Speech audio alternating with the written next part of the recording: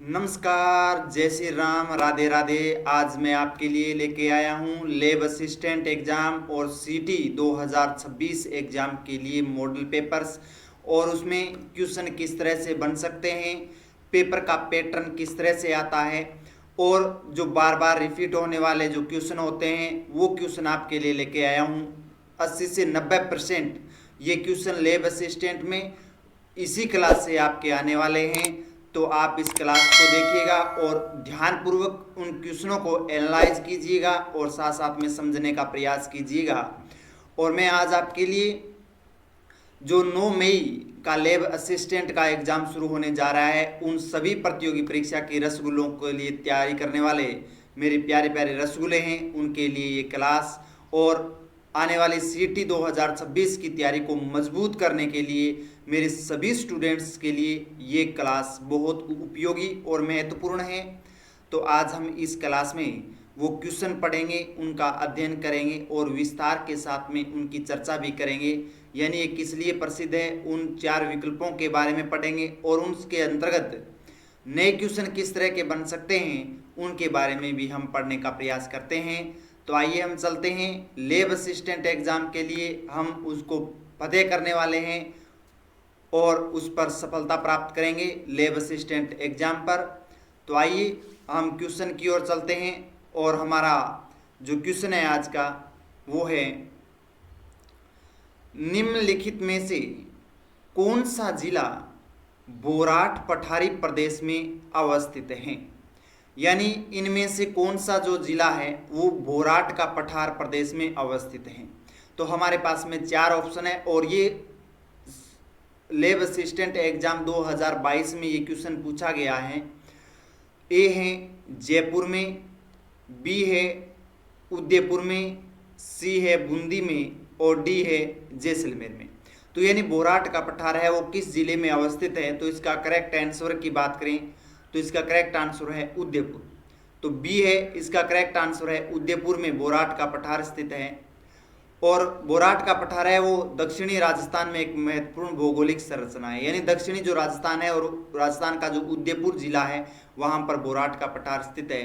और उदयपुर में गोकुंदा और राजसमंद के कुमलगढ़ के बीच में ये बोराट का पठार है वो फैला हुआ है। क्वेश्चन ये भी पूछ सकते हैं कि बोराट का पठार किन 2 क्षेत्रों के बीच में है। तो गोकुंदा और कुमलगढ़ के बीच में, या किस जिलों के बीच में स्थित है। तो उदयपुर और राजसमंद जिलों के बीच में एक पर्वत श्रृंखला के रूप में या पठारी प्रदेश के रूप में अवस्थित है। और ये अरावली पर्वतमाला का क्षेत्र अपनी ऊंचाई और संघन वनों के लिए जाना जाता है, इसलिए उदयपुर है इसका करेक्ट आंसर होगा बी। और इसके साथ साथ में डाल लेना कि उदयपुर के गोकुंदा और राजसमंद का जो कुंभलगढ़ जो क्षेत्र है उनके मध्यवर्ती भाग में और ये दक्षिणी राजस्थान में स्थित है। तो बोराट का पठार उदयपुर जिले में महत्वपूर्ण माना जाता है। अगला क्वेश्चन है, माही सुगंधा किस फसल की किस्म है। यानी माही सुगंधा जो फसल की किस्म है अलग अलग, उसमें से एक प्रमुख किस्म माही सुगंधा है, वो कौन सी फसल की किस्म है। तो अगर हम विकल्पों की बात करें तो ए में है चावल की, बी में है कपास की, सी में है मक्का की और डी में है गेहूं की। ये भी 2022 में क्वेश्चन पूछा है लैब असिस्टेंट में। तो इसका करेक्ट आंसर होगा वो होगा ए चावल की। तो यानी चावल की जो फसल है उसकी माही सुगंधा जो एक किस्म है जो मुख्य मानी जाती है। और ये कौन सी किस्म के चावल होते हैं तो हम देखते हैं, माही सुगंधा है वो एक सुगंधित चावल जिसे हम बासमती चावल या मोटे चावल कहते हैं, जिसकी खुशबू है वो अलग ही होती है, तो उसकी एक किस्म है। और इसे राजस्थान कृषि अनुसंधान केंद्र बांसवाड़ा द्वारा विकसित किया गया है। यानी ये जो माही सुगंधा किस्म है उसे उच्च गुणवत्ता की जो दर्जा दिया गया था, इसे राजस्थान कृषि अनुसंधान केंद्र जो बांसवाड़ा जिले में है उनके द्वारा ये किस्म है वो विकसित की गई है। और ये माही नदी बेसिन यानी बांसवाड़ा जो क्षेत्र है वहाँ पर उत्पादन अच्छा होता है, इसके लिए नाम जुड़ा है माही। और ये अपने आप में एक सुगंधित चावल है, इसलिए इसे सुगंधा के नाम से जाना जाता है, इसलिए इसे कहते हैं माही सुगंधा। यानी माही नदी का वो क्षेत्र और इसमें चावल में अच्छी तरह की खुशबू आती है, सुगंधित आती है, इसलिए माही सुगंधा है वो चावल की ये किस्म है। इसके अलावा अगर बात करें तो माही कंचन, माही धवल मक्के की किस्म है। यानी ये दो, माही कंचन और माही धवल है वो मक्के की किस्म है, और माही सुगंधा है वो चावल की किस्म है। तो याद रखना ये मक्का की किस्म दो है, माही कंचन और माही धवल है। तो कंफ्यूज हो जाते हैं इस तरह से। अब की बार पूछ सकते हैं कि चावल की किस्म कौन सी है, तो माही सुगंधा और उसके अंतर्गत अन्य तीन ये भी दे दे कि माही कंचन और माही धवल। तो आपको कंफ्यूज हो जाते हो कि पढ़ा तो है, परंतु याद कैसे रखें। तो चावल होते हैं वो पकाने के बाद में सुगंधित होते हैं। तो सुगंधा और माही नदी का जो क्षेत्र होता है बांसवाड़ा में, तो वहाँ पर उत्पादित होता है, इसलिए माही सुगंधा के नाम से जाना जाता है। और मक्का के लिए माही कंचन और माही धवल ये दो किस्में मुख्य हैं। नेक्स्ट क्वेश्चन की ओर चलते हैं।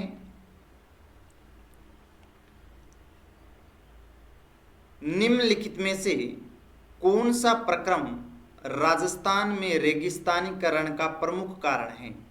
यानी इन चारों विकल्पों में कौन सा प्रक्रम है जो राजस्थान में रेगिस्तानीकरण या रेगिस्तानीकरण का प्रमुख कारण माना जाता है? यानी रेगिस्तान का जो लगातार विस्तार हो रहा है, आगे की ओर बढ़ रहा है, उसे बोलते हैं रेगिस्तानीकरण।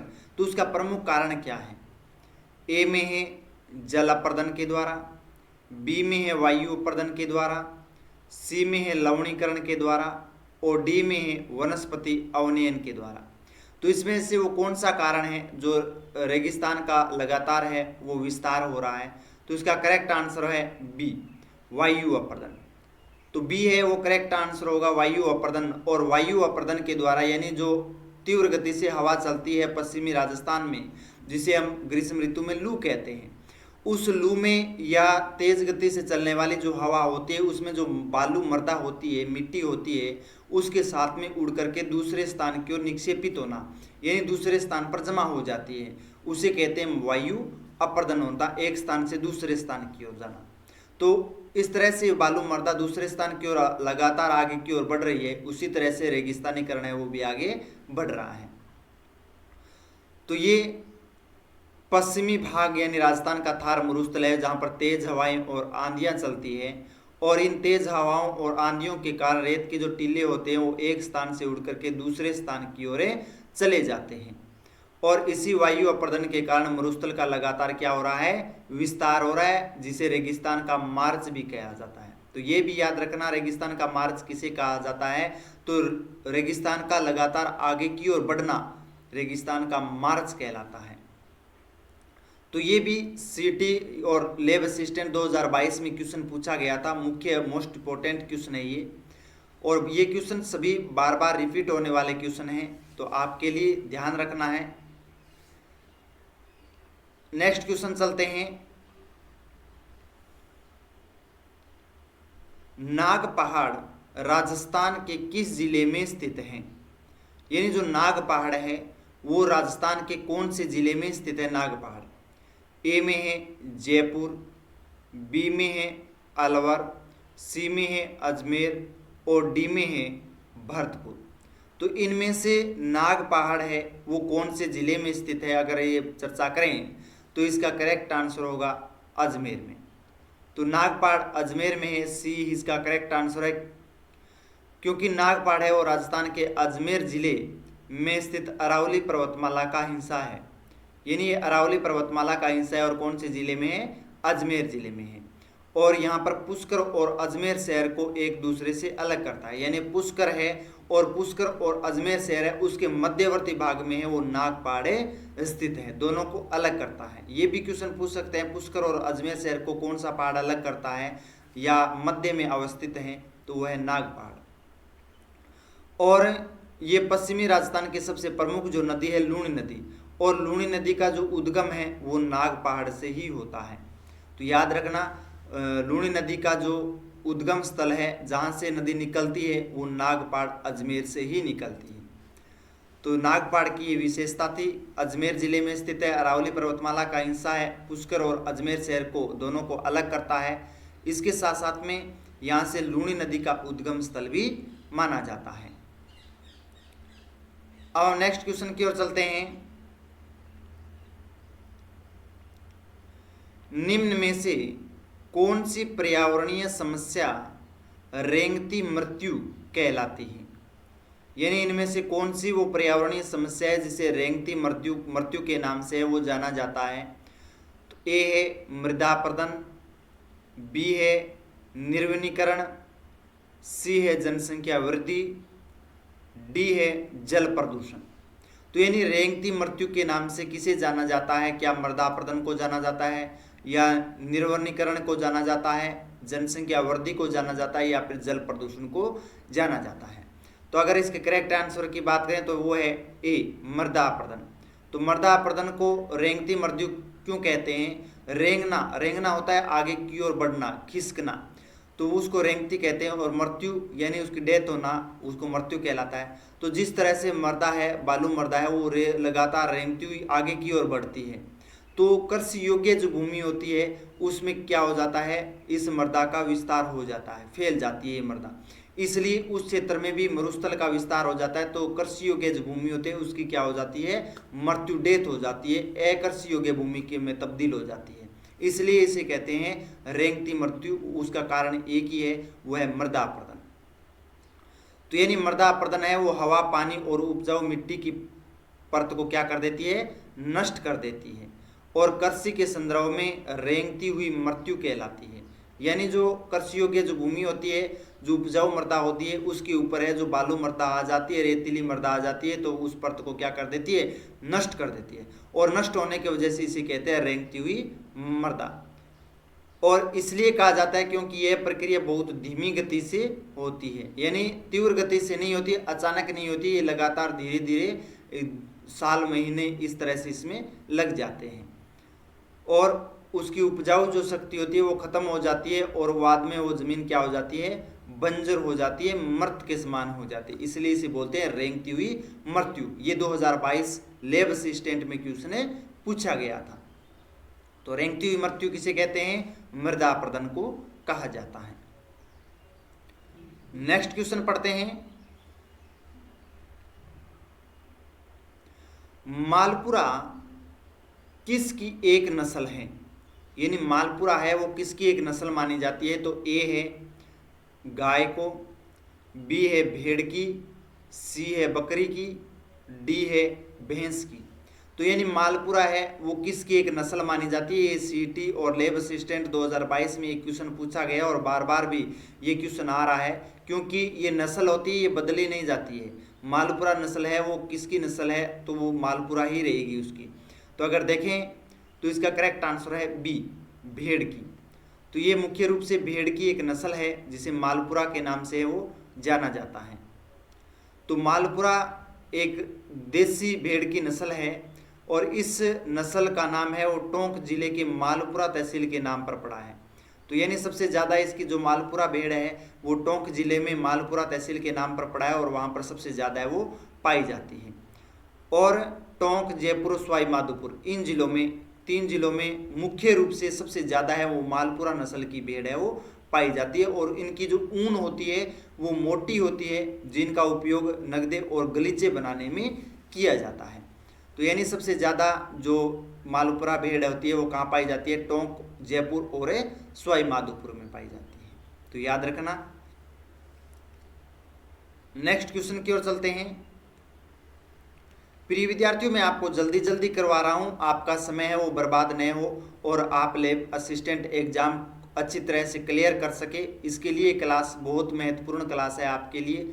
तो 9 मई को आपका एग्ज़ाम शुरू हो रहा है लैब असिस्टेंट का। इसके लिए मैं आशा करता हूं कि मेरे सभी प्यारे रसगुल्ले इस सीटी एग्ज़ाम में पास हो और उनका सभी का सिलेक्शन हो, तो मुझे सबसे बड़ी खुशी मिलेगी।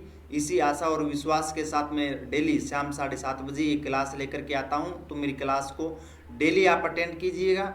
आपके लिए समर्पित ये क्लास, इस क्लास से 80 से 90% क्वेश्चन आने के पूरी संभावना है। संभावना ही नहीं, मैं कह रहा हूँ विश्वास है ये मेरा। तो आप इस क्लास को मिस मत कीजिएगा।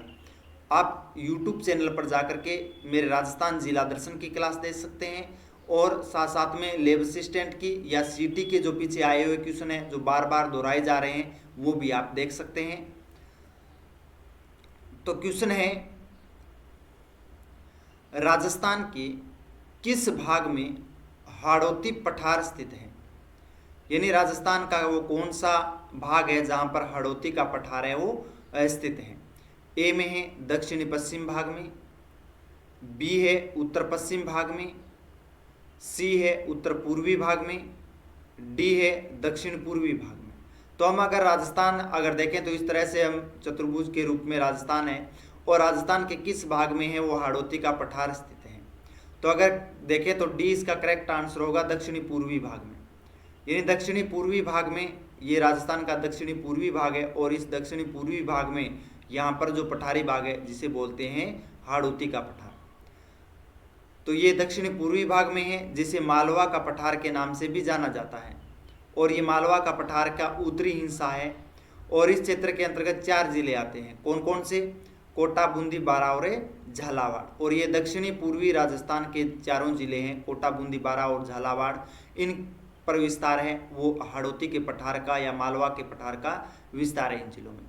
और यहाँ पर काली मृदा पाई जाती है, यानी जो ज्वालामुखी निर्मित काली मृदा है वो पाई जाती है, जो कपास और सोयाबीन की कृषि के लिए सबसे उपयोगी मृदा है। तो यानी इसलिए यहाँ पर कपास का और सोयाबीन का उत्पादन है वो सबसे ज़्यादा होता है इन जिलों में, कोटा, बूंदी और बारां, झालावाड़ में। और ये मालवा पठार का उत्तरी हिस्सा है और यहाँ पर काली मृदा पाई जाती है। तो राजस्थान के किस भाग में है? दक्षिणी पूर्वी भाग में हाड़ौती का पठार है।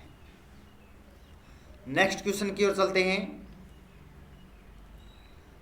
अगला क्वेश्चन है हमारा, राजस्थान में निम्न में से कौन सा सिंचाई स्रोत कुल सिंचित क्षेत्र में सर्वाधिक योगदान रखता है? तो राजस्थान में निम्न में से कौन सा सिंचाई का जो स्रोत है वो कुल सिंचित क्षेत्र में अपना सबसे ज़्यादा योगदान रखता है? तो क्या राजस्थान में नहरों के द्वारा सबसे ज़्यादा सिंचाई होती है? बी में है क्या तालाबों से सबसे ज़्यादा सिंचाई होती है? सी में है कुएं और नलकूपों से क्या सर्वाधिक सिंचाई होती है? डी में है खेत ये तालाब, जो तालाब बनाए जाते हैं, टांके बनाए जाते हैं, क्या उनसे कृषि होती है? तो राजस्थान में सबसे ज़्यादा है वो सिंचाई किन साधनों से होती है? तो इसका करेक्ट आंसर है सी, कुएं और नलकूपों से। और सी इसका करेक्ट आंसर होगा कुएं और नलकूपों से है वो 70%, यानी 65-60 से लेकर के 70% हिस्सा है वो कुएं और नलकूपों के द्वारा है वो सिंचाई की जाती है। तो ये राजस्थान में सबसे बड़ा प्रमुख सिंचाई का साधन कुएं और नलकूप है। और इसके क्षेत्रफल की बात करें तो ये 65 से 70% हिस्सा है वो रखता है। और इसके बाद दूसरे स्थान पर आते हैं नहरें, और राजस्थान में नहरों से सिंचाई होती है वो दूसरे स्थान पर है। और पूर्वी राजस्थान जैसे जयपुर है, अलवर है, नलकूपों में सर्वाधिक सिंचाई की जाती है। तो सबसे ज़्यादा सिंचाई सिंचित नलकूपों से जो जिले हैं वो अलवर और जयपुर है, और दूसरे स्थान पर आते हैं वो है नहरों के द्वारा सिंचाई होती है। तो ये क्वेश्चन मोस्ट इंपॉर्टेंट है। नेक्स्ट क्वेश्चन की ओर चलते हैं। थार्नथवेट के वर्गीकरण के अनुसार निम्नलिखित में किस जलवायु वर्ग में जैसलमेर अवस्थित है? यानी थार्नथवेट ने जो जलवायु वर्गीकरण दिया था राजस्थान का, और उस राजस्थान जलवायु वर्गीकरण में जैसलमेर जिला कौन सी जलवायु वर्गीकरण के अंतर्गत आता है? तो अगर हम ए देखें EAD जलवायु, बी की बात करें CAW जलवायु, सी की बात करें DAW जलवायु, डी की बात करें DBW जलवायु। तो जैसलमेर है वो कौन सी जलवायु के अंतर्गत आता है? तो ये चीज़ याद रखना, जैसलमेर है वो एक मरुस्थलीय प्रदेश के अंतर्गत आता है जिसे थार का मरुस्थल बोलते हैं। और इस जिले में सबसे ज़्यादा है वो थार के मरुस्थल का ही संपूर्ण विस्तार है। तो यहाँ पर मरुस्थलीय विस्तार के अंतर्गत थारथवेट ने, कोपेन की बात करें तो BWHW जलवायु पाई जाती है। परंतु थारथवेट की बात करें तो थारथवेट ने EAD जलवायु वर्गीकरण के अंतर्गत दर्शाया गया, तो इसलिए ए है वो सही करेक्ट आंसर है। तो EAD का अर्थ होता है उष्ण कटिबंधीय मरुस्थलीय जलवायु। तो उष्ण कटिबंधीय मरुस्थलीय जलवायु EAD जलवायु के अंतर्गत आता है। ड्राई, डी का होता है ड्राई यानी शुष्क क्षेत्र। और इस जलवायु प्रदेश में वर्षा बहुत कम होती है और तापमान क्या होता है? बहुत अधिक होता है। यानी तो वर्षा कम होती है और तापमान वहाँ पर उच्च पाया जाता है। और ये राजस्थान का पश्चिमी शुष्क भाग है जिसमें जैसलमेर, पश्चिमी बाड़मेर, पश्चिमी बीकानेर शामिल है EAD जलवायु के अंतर्गत। तो ये मुख्य रूप से EAD जलवायु यहाँ पर पाई जाती है थारथवेट जलवायु वर्गीकरण के अनुसार, जिसे उष्णकटिबंधीय मरुस्थलीय जलवायु के नाम से जाना जाता है, जहाँ पर वर्षा कम होती है इसलिए शुष्क है और तापमान उच्च पाया जाता है। अब हम नेक्स्ट क्वेश्चन की ओर चलते हैं, और ये हमारे लिए क्वेश्चन बहुत मोस्ट इंपोर्टेंट क्वेश्चन है। राजस्थान में नर्मदा नहर की लंबाई कितने किलोमीटर है? यानी जो राजस्थान में नर्मदा नहर की जो लंबाई है, नर्मदा नदी जो बहती है राजस्थान के दक्षिणी भाग में, वो कितने किलोमीटर लंबाई में बहती है राजस्थान में? ए है 64 किलोमीटर, बी है 74 किलोमीटर, सी है 84 किलोमीटर, डी है 94 किलोमीटर। तो कितने किलोमीटर इसका विस्तार है? तो ये देखें तो बी है इसका करेक्ट आंसर होगा 74 किलोमीटर। तो 74 किलोमीटर की लंबाई में नर्मदा नहर है वो राजस्थान में प्रवाहित होती है, और नर्मदा नहर परियोजना की कुल लंबाई है, टोटल लंबाई 532 किलोमीटर है, और इसमें से 458 किलोमीटर गुजरात में प्रवाहित होती है और शेष 74 किलोमीटर है वो राजस्थान में प्रवाहित होती है। तो नर्मदा नदी की कुल लंबाई है 532 किलोमीटर है, ये याद रखना। इसमें से 458 किलोमीटर है वो गुजरात में प्रवाहित होती है और 74 किलोमीटर है वो राजस्थान में बहती है। और राजस्थान की अगर बात करें कहाँ प्रवेश करती है, तो जालोर जिले के सिल्लू गांव में प्रवेश करती है, और मुख्य रूप से राजस्थान के 2 जिलों जालोर और बाड़मेर को सिंचाई और पेयजल की व्यवस्था उपलब्ध करवाती है। तो 2 जिलों को सिंचाई और पेयजल की व्यवस्था जो नर्मदा नदी है वो करवाती है, वो है जालोर और बाड़मेर को। और ये राजस्थान की एकमात्र परियोजना है जहाँ सिंचाई केवल किससे होती है?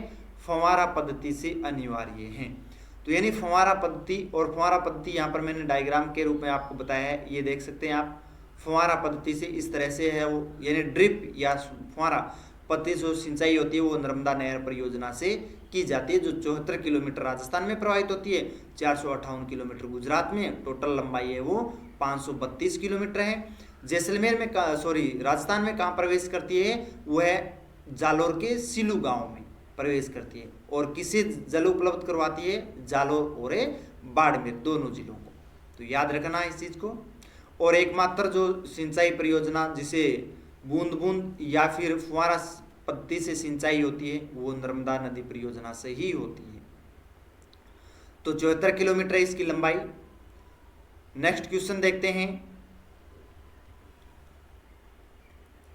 गुरु शिखर निम्न में से किस पर्वत श्रृंखला का उच्चतम शिखर है?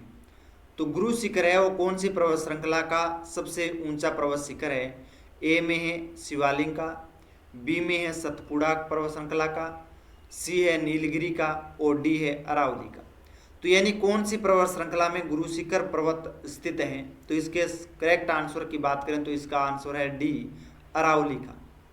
तो अरावली पर्वत श्रृंखला में जो गुरु शिखर पर्वत है वो मौजूद है, और गुरु शिखर है वो सब विश्व की सबसे प्राचीन पर्वतमालाओं में से एक अरावली पर्वतमाला की सबसे ऊंची चोटी है, और यह राजस्थान के कौन से जिले में है? सिरोही जिले में है, जो माउंट आबू में स्थित है। सिरोही के माउंट आबू में ये स्थित है, और इसकी ऊंचाई की बात करें तो समुद्र तल से 1722 मीटर है, और यहाँ पर एक मंदिर भी बना हुआ है, और मंदिर सहित अगर बात करें तो 1727 मीटर, यानी 5 मीटर है वो उस मंदिर की ऊंचाई है।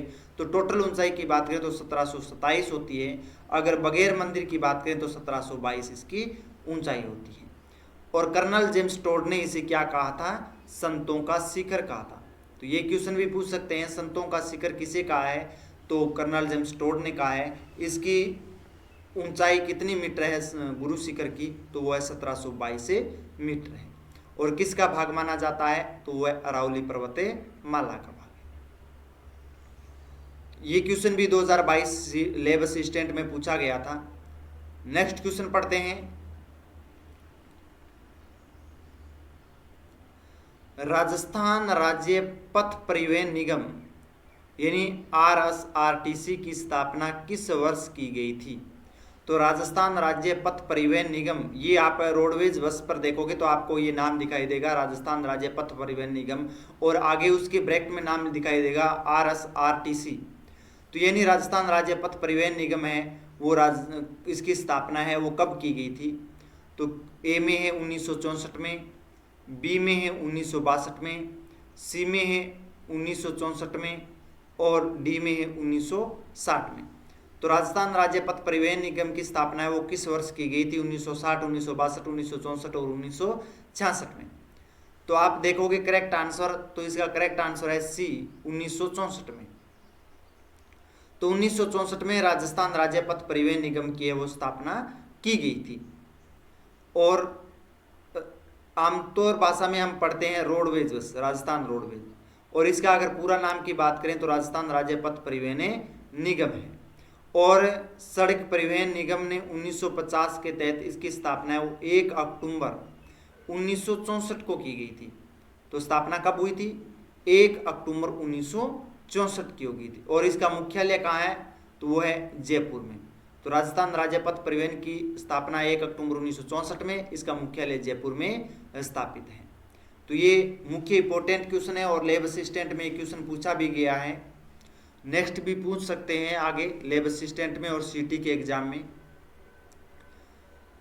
अब 70 नंबर जो क्वेश्चन हम देखेंगे वो है कपूरडी, और कपूरडी खनन क्षेत्र राजस्थान के निम्नलिखित में से किस जिले में स्थित है? तो कपूरडी खनन क्षेत्र है वो राजस्थान के किन जिले में स्थित है? ए है जोधपुर में, बी में है बीकानेर में, सी में है बाड़मेर में, डी में है नागौर में। तो कपूरडी खनन क्षेत्र राजस्थान के किस जिले में स्थित है? तो जोधपुर, बीकानेर, बाड़मेर और नागौर जिले में। तो कौन से जिले में है? अगर इसका करेक्ट आंसर की बात करें तो उसका आंसर होगा सी, यानी बाड़मेर जिले में। तो बाड़मेर जिले में है वो कपूरडी खनन क्षेत्र है वो मौजूद है। और कपूरडी है वो किसके लिए प्रसिद्ध है? तो कपूरडी है वो राजस्थान में लिग्नाइट कोयले खनन के लिए बहुत प्रसिद्ध है। तो यहाँ पर कपूरडी खनन क्षेत्र बाड़मेर में, और बाड़मेर में सबसे ज़्यादा जो खनन होता है वो है लिग्नाइट कोयले का, और ये राजस्थान के बाड़मेर जिले में स्थित है। और बाड़मेर में कपूरडी के अलावा है वो जालिपा और गिरल भी लिग्नाइट कोयले की प्रमुख उत्पादनें करता है। और ये जो कोयला होता है वो विद्युत तापीय उत्पादन में किया जाता है। तो इसका उपयोग विद्युत तापीय उत्पादन में किया जाता है लिग्नाइट कोयले का। जो कपूरडी है वो बाड़मेर में है, और कपूरडी के अलावा बाड़मेर में जालिपा है और गिरला, वहाँ पे लिग्नाइट कोयले का उत्पादन किया जाता है। नेक्स्ट क्वेश्चन पढ़ते हैं। मोरिजा बानोल खनन क्षेत्र निम्नलिखित में से किस खनिज के लिए प्रसिद्ध है? तो मोरिजा बानोल खनन क्षेत्र है वो निम्नलिखित में से किस खनिज के लिए प्रसिद्ध है? ए है कैडमियम के लिए, बी है लोहे के लिए, सी है अभ्रक के लिए, डी है चांदी के लिए। तो मोरिजा बानोल खनन क्षेत्र है वो किस खनिज के लिए प्रसिद्ध है? क्या वो कैडमियम के लिए है, क्या वो लोहे के लिए है, क्या वो अभ्रक के लिए है, या फिर वो चांदी के लिए है? तो मोरिजा बानोल है वो है लोहे अयस्क के लिए। तो लोहे अयस्क है उसका उत्पादन सबसे ज़्यादा और खनन किया जाता है, इसलिए बी इसका करेक्ट आंसर होगा। और मोरिजा बानोल की अगर बात करें तो कौन से जिले में है? तो वो है जयपुर जिले में। तो याद रखना मोरिजा बानोला है वो लोहे अयस्क उत्पादन के लिए जाना जाता है, और ये जयपुर जिले में स्थित है। और यहाँ पर उत्तम किस्म का लोहे अयस्क यानी हेमेटाइट किस्म का जो कोई लोहा होता है उसका उत्पादन है वो खनन किया जाता है। तो वेरी मोस्ट इंपॉर्टेंट है ये खनिज की दृष्टि से मोरिजा बानोला है वो लोहे अयस्क का खनन किया जाता है, और ये जयपुर जिले में स्थित है। नेक्स्ट क्वेश्चन है राजस्थान राज्य का सबसे छोटा कृषि जलवायु क्षेत्र है। तो यानी राजस्थान का सबसे छोटा कृषि जलवायु क्षेत्र कौन सा है? तो 4 विकल्प है हमारे पास में, और ये क्वेश्चन भी पूछा गया है लैब असिस्टेंट में और सीटी एग्जाम दोनों में पूछा गया है। राजस्थान राज्य का सबसे छोटा कृषि जलवायु प्रदेश कौन सा है? ए में है अंतः प्रवाह कृषि क्षेत्र, बी है उपार्द्र दक्षिणी मैदान, डी सी है आर्द्र दक्षिण पूर्वी मैदान और डी है आर्द्र दक्षिणी मैदान। तो यानी सबसे छोटा कृषि जलवायु प्रदेश कौन सा है राजस्थान का? तो इसमें 4 विकल्प हमारे पास में है। अंतः प्रवाह शुष्क क्षेत्र, उपार्द्र दक्षिणी मैदान, आर्द्र दक्षिणी पूर्वी मैदान और डी है आर्द्र दक्षिणी मैदान। तो इसके अगर करेक्ट आंसर की बात करें तो करेक्ट आंसर होगा डी आर्द्र दक्षिणी मैदान। तो राजस्थान का सबसे छोटा कृषि जलवायु प्रदेश आता है आर्द्र दक्षिणी मैदान।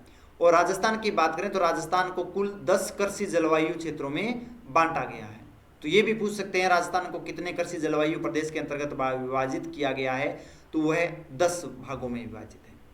और इनमें से आर्द्र दक्षिणी मैदान है वो सबसे छोटा जलवायु क्षेत्र है और इसके अंतर्गत जो जिले आते हैं डूंगरपुर, बांसवाड़ा और प्रतापगढ़ जिले आते हैं। तो 3 जिलों का सबसे ज्यादा इसमें विस्तार है, डूंगरपुर, बांसवाड़ा और प्रतापगढ़ का। और राजस्थान को 10 कृषि जलवायु प्रदेश में विभाजित किया गया है और आर्द्र दक्षिणी जो मैदान भाग है वो राजस्थान का सबसे छोटा कृषि जलवायु प्रदेश माना जाता है। नेक्स्ट पढ़ते हैं,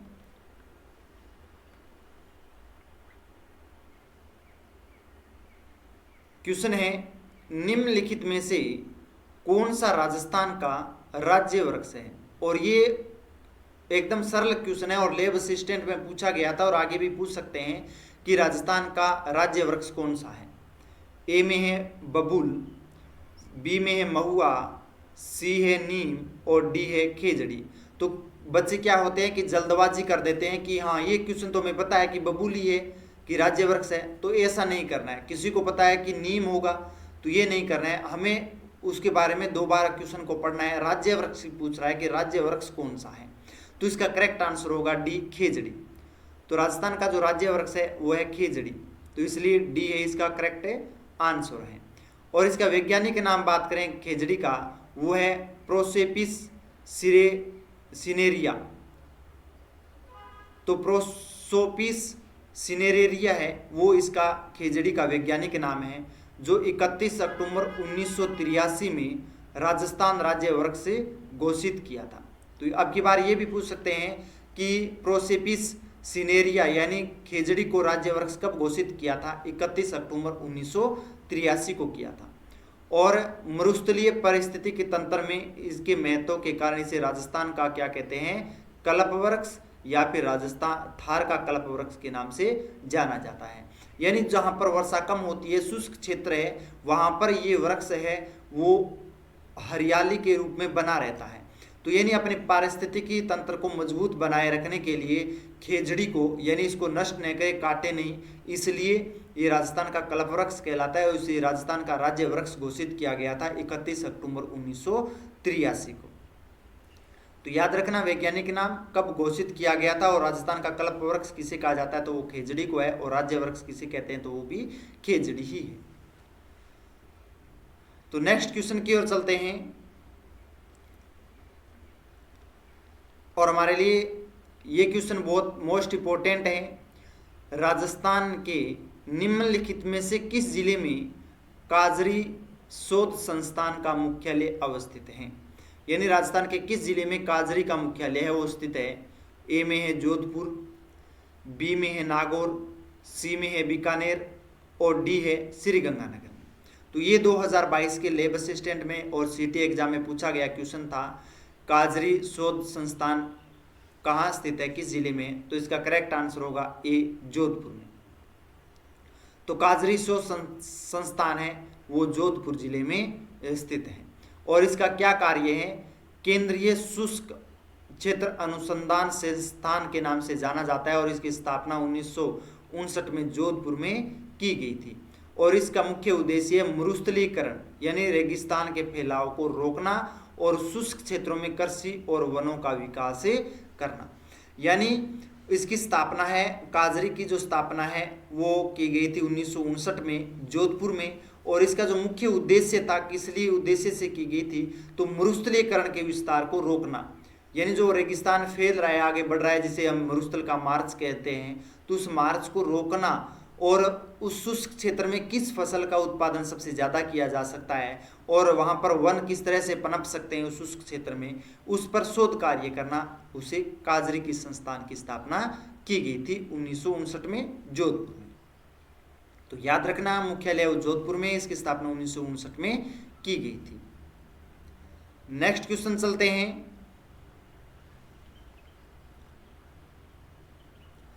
राजस्थान में लूनी जवाई बेसिन को अन्य किस नाम से जाना जाता है? तो राजस्थान में लूनी और जवाई बेसिन है वो अन्य किस नाम से है वो जानी जाती है?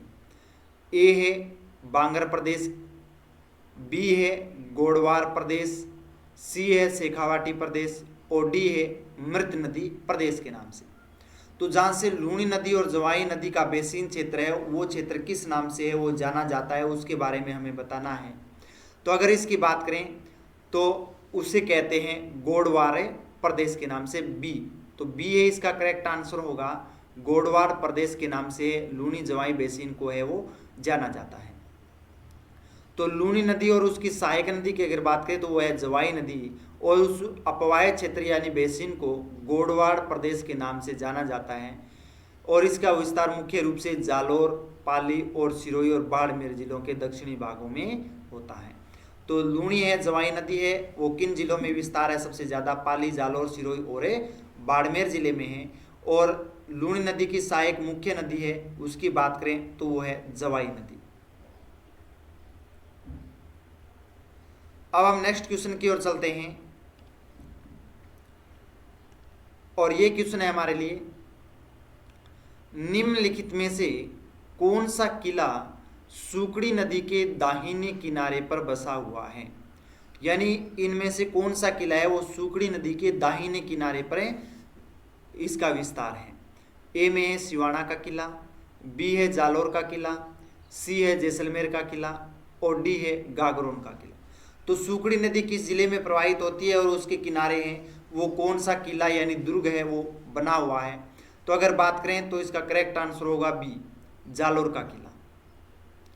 तो जालोर का किला है वो सुकड़ी नदी के दाहिने किनारे पर बना हुआ है और इसे जालोर दुर्ग, इसे सुवर्णगिरी या सोनलगढ़ दुर्ग के नाम से भी जाना जाता है, जो सुकड़ी नदी जो लूनी की सहायक नदी है उनके किनारे पर कनकांचल की पहाड़ी पर स्थित है। तो याद रखना कनकांचल की पहाड़ी है वहाँ पर जालोर का या सुवर्णगिरी या सोनलगढ़ का किला है वो स्थित है और इसका निर्माण है वो प्रतिहार या परमार शासकों द्वारा करवाया गया था।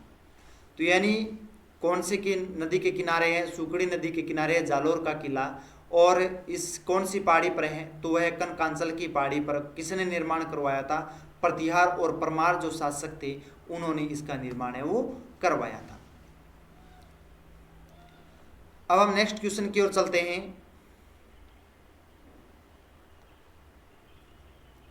तो जो बच्चे लैब असिस्टेंट की और सीटी की तैयारी कर रहे हैं उनको ज़्यादा से ज़्यादा शेयर कर दीजिएगा इस क्लास को, वो भी इस क्लास को देख सकें अच्छी तरीके से और अध्ययन कर सकें। क्वेश्चन है, निम्नलिखित में से किस स्थल से उत्खनन में अग्नि वेदिकाएं मिली थी? यानी इनमें से किस स्थल से उत्खनन में है वो अग्नि वेदिकाएं हैं वो मिली है? तो वो कौन सी सभ्यता है? ए में है आहड़, बी में है बागोर, सी में है कालीबंगा और डी में है गणेश्वर। तो यानी मैंने इस सभ्यता के बारे में भी आपको करवा रखा है, ये सभी सभ्यताएं हैं और वहाँ पर आप देख सकते हैं कि अग्नि वेदिकाएं हैं वो किस सभ्यता में जा मिली है। तो हमारे पास में 4 विकल्प है, आहड़ सभ्यता, बागोर सभ्यता, कालीबंगा सभ्यता और गणेश्वर सभ्यता। अग्नि वेदिकाएं यानी जो 7 हवन कुंड मिले थे वहाँ पर है, तो वो कहाँ पर प्राप्त हुए हैं? तो वो है कालीबंगा सभ्यता में।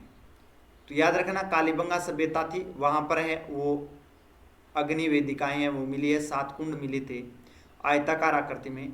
और ये सभ्यता है वो हनुमानगढ़ जिले में गगर नदी के किनारे स्थित है, जिसे कालीबंगा या सिंधु घाटी सभ्यता स्थल के नाम से भी जाना जाता है। और उत्खनन के दौरान यहाँ पर एक चबूतरे पर 7 आयताकार अग्नि वेदिकाएं यानी हवन कुंड प्राप्त हुए थे और उस समय के धार्मिक अनुष्ठानों को भी दर्शाता है। यानी धार्मिक जो 7 हवन कुंड आयताकार आकृति में मिले हैं, तो ऐसे प्रतीत होता है कि यहाँ पर प्राचीन समय में क्या करते थे? धार्मिक अनुष्ठान भी करते थे। तो कालीबंगा सभ्यता कहाँ है? हनुमानगढ़ में गगर नदी के किनारे स्थित है। अगले क्वेश्चन की ओर चलते हैं और हमारे लिए ये क्वेश्चन है, निम्न में से कौन सी संगठन केसरी सिंह बारठ ने स्थापित की थी? यानी इनमें से कौन सा जो वो संगठन था जिसका संगठन है केसरी सिंह बारठ ने किया था? तो 4 विकल्प हैं, नगर सभा का, वीर भारत सभा का, सी में ग्राम सभा का, डी में बाल सभा का। तो केसरी सिंह बारठ ने किस संगठन की स्थापना की थी? तो अगर देखें इसका करेक्ट आंसर तो वो है बी, वीर भारत सभा की जो स्थापना है वो केसरी सिंह बारठ ने की थी, इसलिए बी है इसका करेक्ट है आंसर है। तो याद रखना, वीर भारत सभा की स्थापना कब किसने की थी? तो केसरी सिंह बारठ ने की थी। और ये लेब असिस्टेंट में क्वेश्चन पूछा भी किया था। और ये राजस्थान के महान एक क्रांतिकारी केसरी सिंह बारठ ने 1910 ईस्वी में राव गोपाल सिंह खरवा के साथ मिलकर के वीर भारत सभा की स्थापना की थी। कब की थी वीर भारत सभा की स्थापना? 1910 में। किसके सहयोग से की थी या किसके साथ में मिलकर की थी? राव गोपाल सिंह के साथ में मिलकर की थी।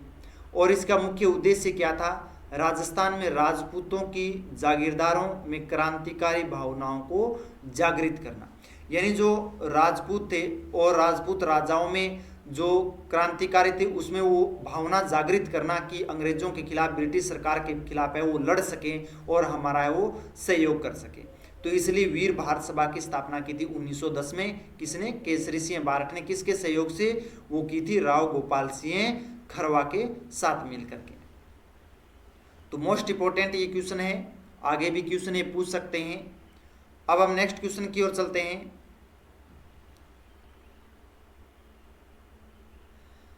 निम्नलिखित में से कौन कोटा में 1857 के विद्रोह का नेता था?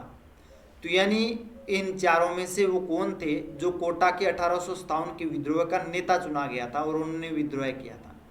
ए है नबी शेर खां, बी है कुशाल सिंह, सी है नंदलाल और डी है मेहराब खां। तो इनमें से वो कौन है जो कोटा में 1857 की क्रांति का विद्रोह का नेता थे? तो इसका करेक्ट आंसर है डी, मेहराब खां।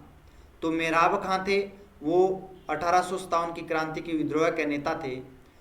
तो 15 अक्टूबर 1857 को कोटा में जन विद्रोह की शुरुआत हुई थी। कब हुई थी कोटा में? 15 अक्टूबर 1857 की हुई थी।